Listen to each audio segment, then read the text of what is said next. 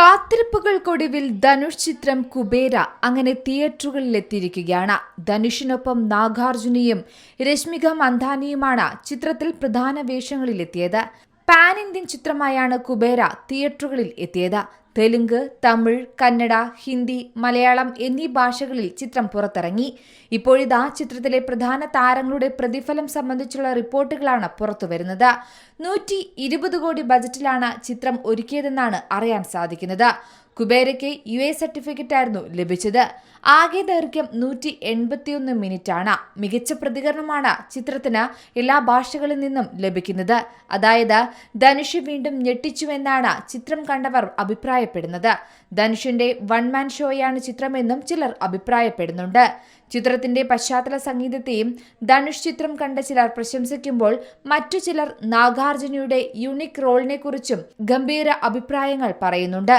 എന്തായാലും ദേവ എന്ന കഥാപാത്രമായാണ് ചിത്രത്തിൽ ധനുഷ് എത്തിയത്.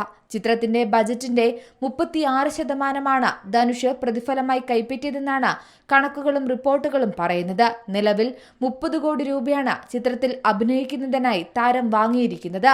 പണക്കാരനായും ദരിദ്രനായും 2 ഗെറ്റപ്പുകളിലാണ് കുബേരയിൽ ധനുഷ് എത്തിയത്. ദീപക് എന്ന കഥാപാത്രമായാണ് നാഗാർജുന ചിത്രത്തിൽ അഭിനയിക്കുന്നത്. ധനുഷ് കഴിഞ്ഞാൽ ചിത്രത്തിൽ ഏറ്റവും കൂടുതൽ പ്രതിഫലം കൈപ്പറ്റുന്നത് നാഗാർജുനയാണ്. 14 കോടിയാണ് നാഗാർജുന ചിത്രത്തിനു വേണ്ടി വാങ്ങിയതെന്നാണ് റിപ്പോർട്ടുകൾ പറയുന്നത്.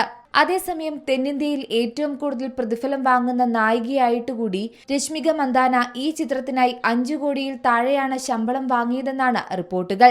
ധനുഷിനും നാഗാർജുനയ്ക്കൊപ്പം ഇതാദ്യമായാണ് രശ്മിക സ്ക്രീനിൽ ഒരുമിച്ചെത്തുന്നത്. അതിനാൽ തന്നെ എല്ലാവരും ഉറ്റുനോക്കുന്ന ഒരു ചിത്രം തന്നെയാണ് കുബേര. 4 കോടി രൂപയാണ് ചിത്രത്തിനായി നായിക വാങ്ങിയതെന്നാണ് റിപ്പോർട്ട്.